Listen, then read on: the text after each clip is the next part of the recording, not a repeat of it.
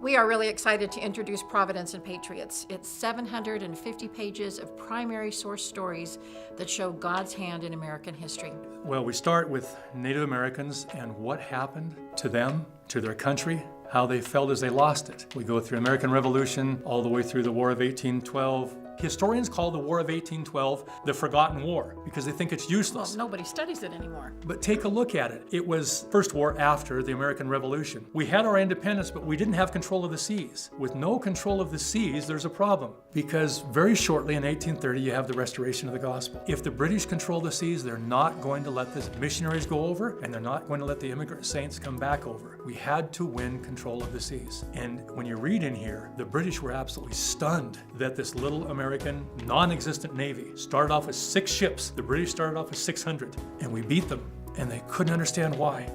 But the one that we point out here is how it always ties into preparing the way for the gospel to be restored, to go out and do what it was supposed to do. That story exactly of the War of 1812. If we had not been able to send missionaries out and bring converts over, World War II was a war of preparation that prepared places like Japan to receive the gospel. So there are a lot of reasons, but those are the two main: to prepare the world for the restoration or to carry things out as they needed to happen for the gospel to expand.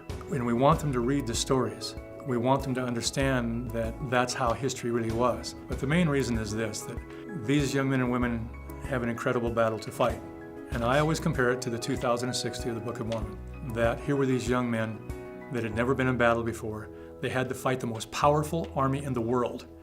But because their mothers had taught them, and Helaman even asked them, he said, "How did you do this? How were you able to do this?" And they said, "We did not doubt that our mothers knew it." But their parents were able to teach them with such passion that they did not forget it. That's right. And this generation has a greater battle to fight than even that generation does. It's why we spent 20 years teaching. It's why we've written the book.